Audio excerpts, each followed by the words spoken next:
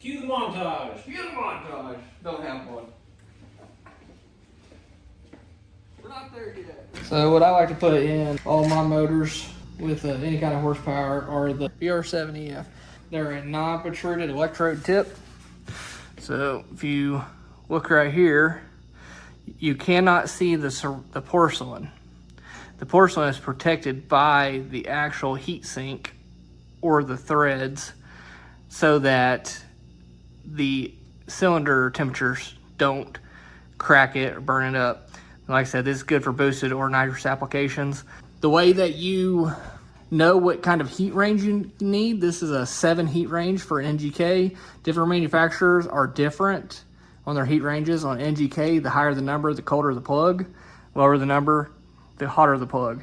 You don't want more than 2 to 3 threads of heat change here in the threads of the plug.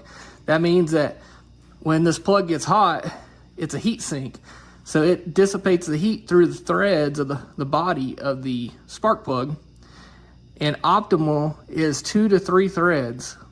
You don't want to see a color change in the threads past that 3rd thread mark. If you do, that means the plug is too hot. Go one size colder or 2 possibly, depending on how far it gets up here. If it's black all the way up to the top, you need to do something different about your plugs. But like I said, these are good. I've never exceeded one, which, you know, but I think I've seen guys run 1300 on these plugs.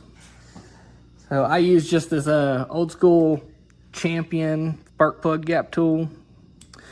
And we're just gonna go through here. So this is 20 thou, 25 thou, 30 thou, 35, 40 thou, blah, blah, blah, blah, yada, yada, yada.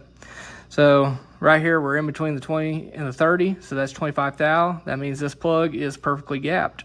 If I need to make the gap wider, we will slide it on the gapping tool and it will actually open up this gap in between the tip here and the actual strap. This is a ground strap and that is your conductor inside of it. That gap in between those two, that is 25 thousandths of an inch.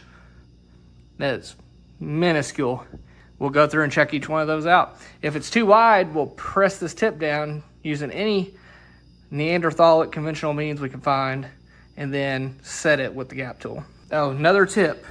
You do not need to use anti-seize with NGK plugs.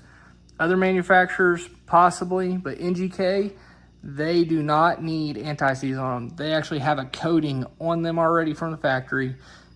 So NGK says don't use it. This particular NGK set comes pre-gapped, so all we're doing is verifying. I've learned if you just snug them, they are plenty tight. You do not need to send these to Jesus. God, please, no! No! No! I'm a firm believer in NGK plugs. NGK, I used to drag race motorcycles, and all the Japanese manufacturers use NGK spark plugs.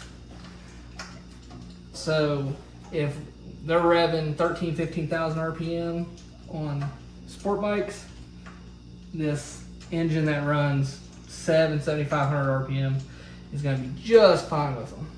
Probably not, bro. Probably not, you know what I'm saying? Like, no cap, for real, for real.